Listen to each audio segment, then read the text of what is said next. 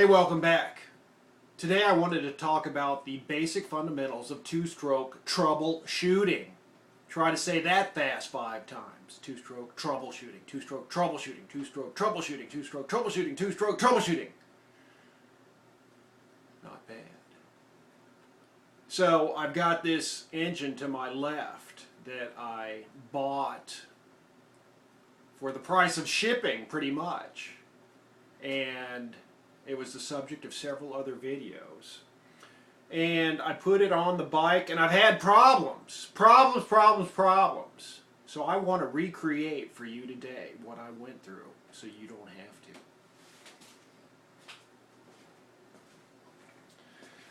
So here's our, let's see if we can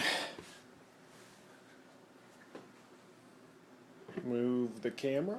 There's our Honda Express 2-speed engine that somebody has primered up a portion of, just a small portion of the engine. You know, I don't know why, but they did. And anyways, I think it is a 1981 engine. That would be my guess. As opposed to an 82 or 83, it is definitely not anything 80 or before. And one thing you'll notice about this engine, as opposed to earlier vintages, is we've got the, I'll call it the reverse kickstart. Not the wind-up start. For better or for worse, depends what your preference is. I don't know. I don't even know what my preference is. But I like it. I like the wind-up start too. But anyways, and then one thing, all the kickstart Honda Express engines from 81 through 83 came with a CDI system. But this is a 1977 frame, and under the seat, if you watched our Honda Express under the seat video, it is set up for points. So I had two options. I could replace the CDI with the point stator and just plug it in here, or I would have to go under the seat. There's the seat. Or I would have to go under the seat and change out the ignition coil and redo the wiring to accept the CDI. Oh, and I'd have to add a CDI too. So on the CDI system, instead of 3 wires coming out of the stator, you have 4, if I remember correctly. And it just seemed easier for me to put the point stator inside here. And when you do that, well, let's go over to the other side and take a look, shall we? And just like that, presto chango, we are at the other side of the bike. Now I'm going to need a tool. Hang on, let's pause. I've got my, see if it'll, Eklund tool, E-K-L-I-N-D tool, made in USA. Oh, the Eklund Tool Company, I'm sorry. Not necessarily an Eklund tool, but manufactured by the Eklund Tool Company. It's my Allen bolt tool. Anyways, enough of that. Let's find our M6 millimeter. Should be this one. On the back, it says it only goes to 6, but that can't be right because I got one size bigger and this is not an M6. Well, anyways, let us remove the Stator cover. Go, go, go, go, go. I think we've got one on the bottom too.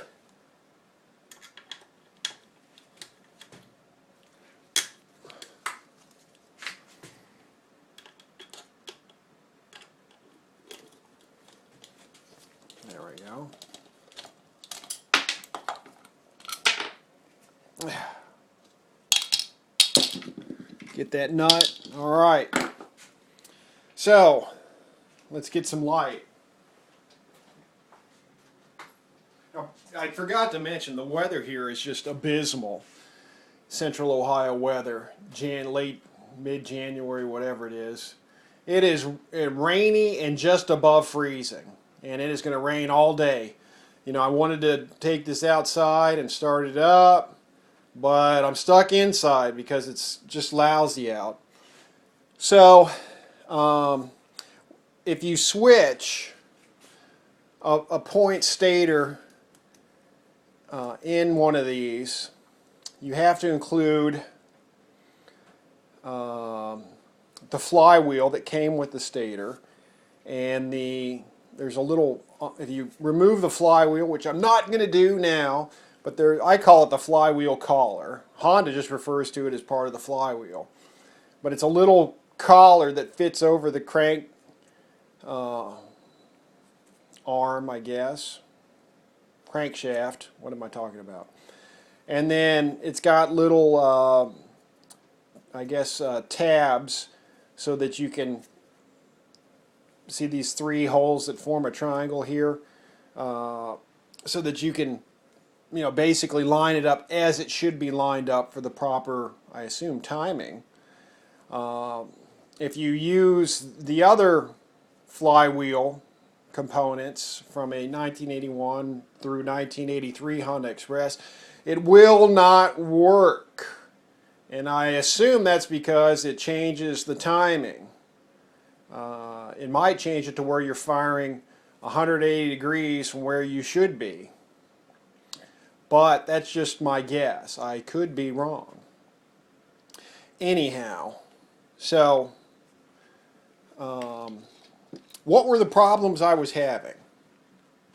So this is the carburetor I was using, and it requires this intake adapter. It is an SHA style carburetor, an SHA clone.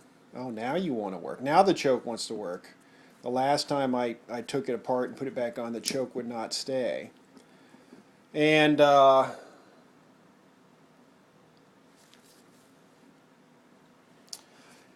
you know, a lot of people are against clone carburetors. You know, they say, you know, they're made in China and they use pot metal and blah, blah, blah. You know, and they're just inferior. They're inferior for that reason, or those reasons. And, you know, unlike the tires, the carburetor never, or should never, contact the road.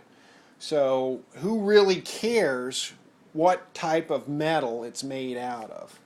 And I looked up pot metal once because I'm like, I bet you half the people who are throwing that term around don't even know what it means. And I forgot what it means, but I guess it is a substandard metal, probably with impurities in it, but I don't know. Whatever. The metal doesn't matter, you know. As I've said before, a carburetor is just a container with holes in it, and you know, it's kind of hard to mess up. You know, either it works or it doesn't. Now, you know, of the hundreds, it seems like, of clone carburetors I've bought, I've had problems now and again, but very rarely. So, but that being said, the one issue that I do have with these is a lot of times they come with unmarked jets. And so, what are they thinking? What good's that going to do you? And I'll usually just switch it out to a marked jet. No big deal. So anyhow, yes, we need to talk about what my problems were. Too bad I can't demonstrate them because of the rain. So my problems with the bike were, you know, I'd go to start it and it would be impossible to start. And the only way to get it to start, I found out after much trial and error, was to basically turn this slide adjustment screw so that the slide was as high up as it could be, and just choke the thing with my hand. And it would start, and then it would rev up because that slide was so high, and then as it warmed up, I would lower the slide with that adjustment screw. And then, and this was on, I hadn't put this engine on yet. This was on a wind-up engine that I had. And then basically you had to stay on the throttle slightly until it warmed up, because if you just let it idle, it would just bog out and die. Now, I don't know, normally you'd think it was because it was too lean, but it could have been because it was too rich. So I'd cleaned the carb, and that helped a little bit, but I still had those problems. So I put this engine on the bike and went to start it yesterday, and it would not start at all. And so I'm like, what the heck? So I noticed that gas was leaking over the bowl and accumulating under the bowl. And so I ended up replacing the float needle and put a different bowl on it altogether. And the leak stopped, and I went to start it again, and it absolutely would not start. It wouldn't even act like it wanted to start. So, where does that leave us? So at this point, I'm thinking, well, I've cleaned the carburetor, 1. I've replaced the float needle, 2. I replaced the bowl, 3. You know, maybe it's not the carburetor, and I went back to the fact that I had replaced the stator. So I said, well, we need to check our spark. So let's do that. So we're going to try to get the spark on film, right? It's like next to impossible.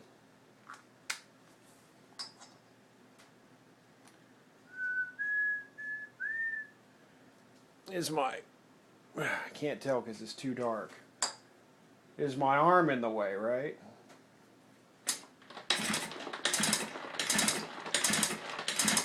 Alright, I am hoping that came out on film. Let me see if I can watch the camera and obtain spark simultaneously. I don't think I can do this. No, I can't do this. I can't do it! Let's put the camera in closer, shall we? Put that. Maybe I can get it to like just hang.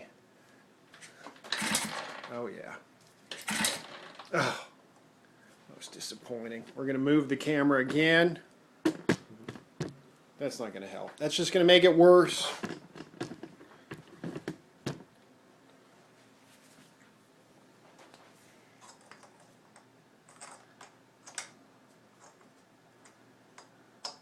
Stay right.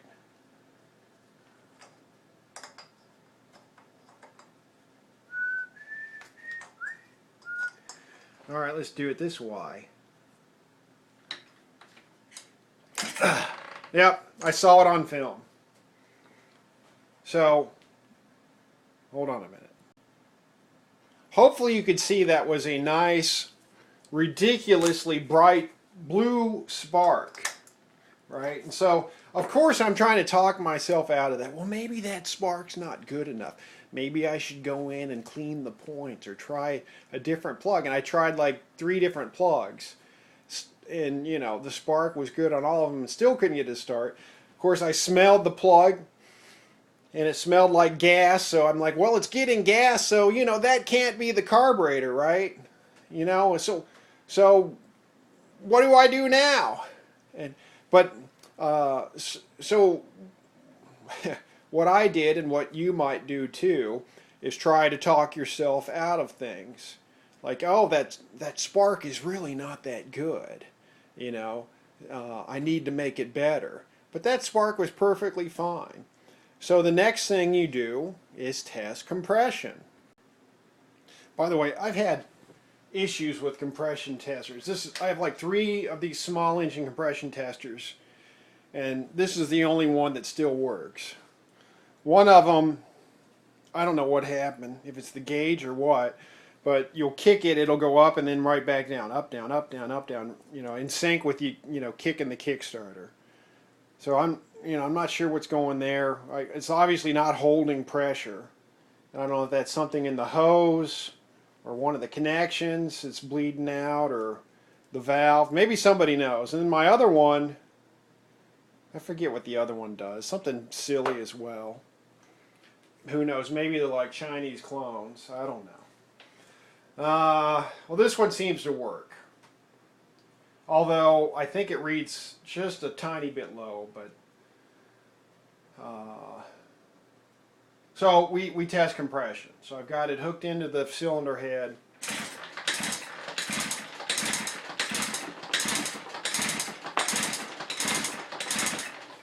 So, you know, we got about 95. I did get 100 on it before, and that's, you know, I guess I should say, let's adjust this on this cylinder. I'm using a spacer on this cylinder, and I got to show you my new tool.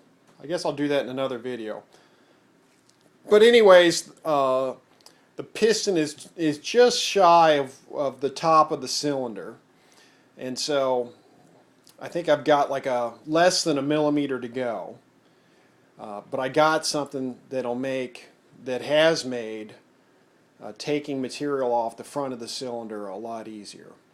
But anyways, so 95, when I tested it before, it was like right around 100.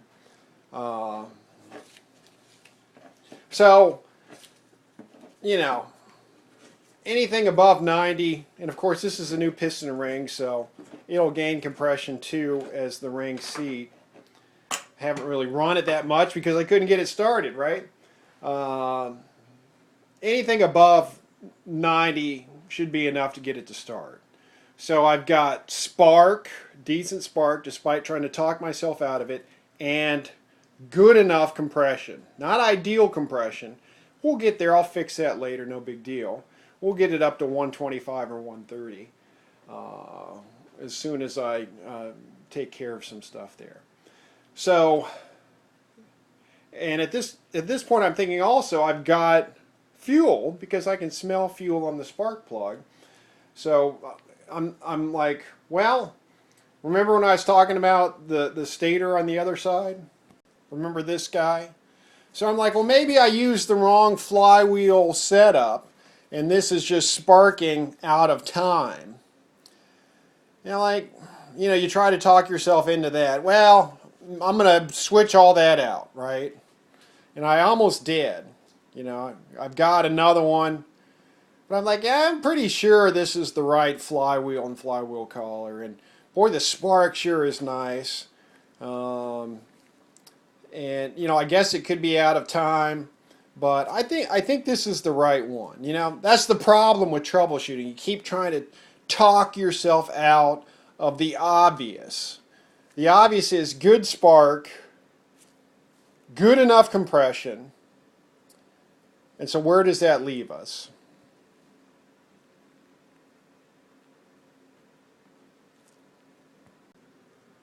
That leaves us back with this carburetor, which is giving me problems. So I said, you know what, forget it. I'm taking off that carburetor.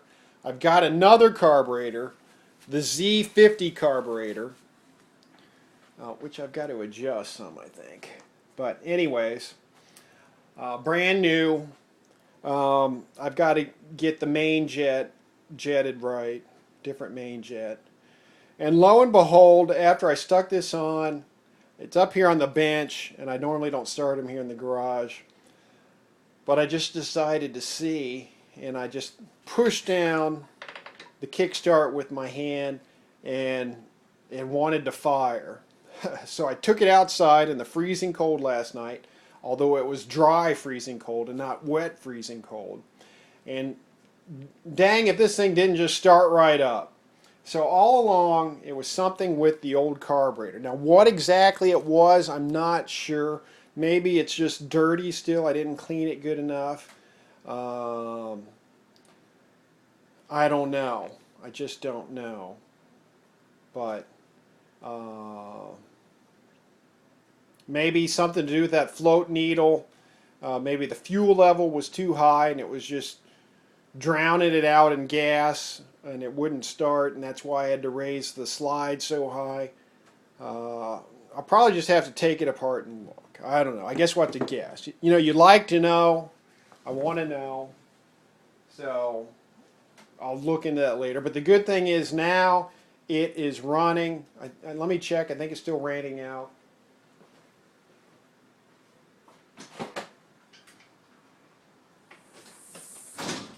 Yes, it is still raining out, so we won't go outside and start it up for you. We'll do that later, maybe tomorrow. Maybe I'll wait, do that tomorrow. Yeah, I'll tell you what, let's do a little show and tell. One thing I did was, they sell these for the Urban Express, but it's an oil pump delete block off. It may not be known exactly by that name, but I think it's the same oil pump. So it is the same oil pump size, but I don't know if it was. Other people have had this problem too, so it wasn't just me. But there's an O-ring that kind of seals this into the chamber, and with I guess with the engine running, making compression, these are known to pop out. So on these older, I think I got this off an older Express, they have this clip that kind of holds the oil pump down. I was like, well, why don't I just take that off the oil pump and use it to clamp down, I guess it's a clamp, not a clip, clamp down this oil pump delete. So let's see if you can get a better view of it here. That's what I did. And that's kind of nice. You've got a little, I run all these on premix. You can do what you want. If you want to run the oil pump, that's cool. I would rather just pop it out, pop this in, and it gives you a little bit more space to work around in. And then one thing I was telling a viewer.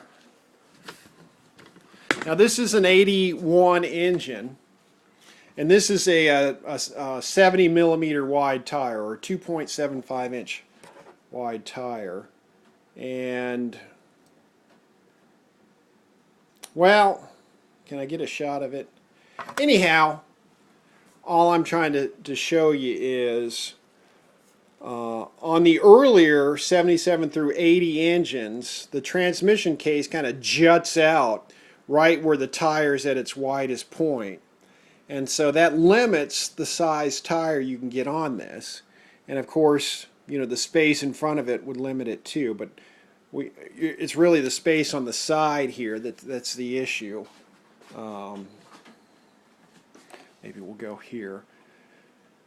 So, of course, it's in the shadow or whatever. But on the 81, 82, 83 engine, you can get a wider tire because that transmission doesn't interfere with the tire like it does on the earlier model. So I could probably go to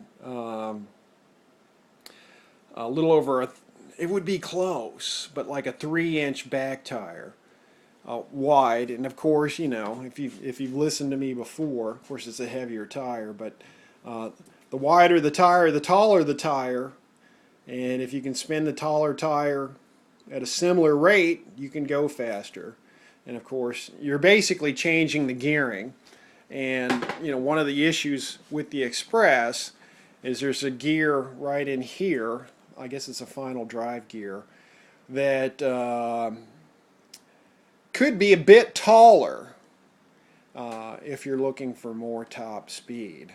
And you know, other than manufacturing a completely new gear, a way to get around that is just run a taller tire.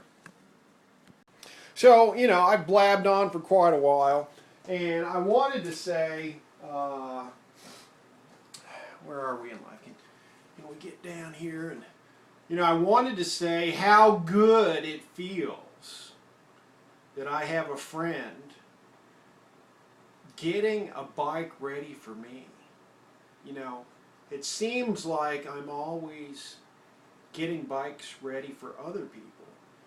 But boy, does it feel nice that I've got a friend south of here in Kentucky land getting me together a good running, high performance machine. And, you know, hopefully it's ready here by spring. I expect that it will be. And, you know, it'll be something that I can just get and hop on and ride. Ride like the wind. So, hey, I wanted to thank Benny for doing that for me. That is awfully nice of him, and I really look forward to it. And I'm looking forward to some more videos on that particular bike. Well, actually, there hasn't been one yet, I don't think. Let me double check. I think I've just seen still photos, not videos. So, and you know, if you could take it back to the original paint color too, that would be great as well. So thanks a lot, and thanks for watching.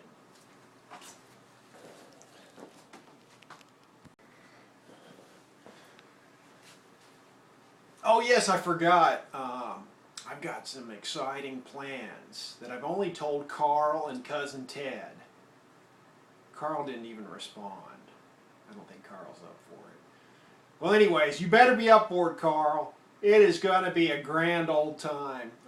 Sometimes I wonder where I come up with these ideas, but I think I am going to enjoy it. Cousin Ted will enjoy it. Carl will enjoy it. And the viewers, most importantly you, the viewers, will really get a kick out of this. I'm hoping to do this in the next week or two. I've just got to make some final arrangements. It will be some wintertime motorped madness, mayhem, mania. I don't know. Something like that. Yeah, it'll be good. Thanks for watching.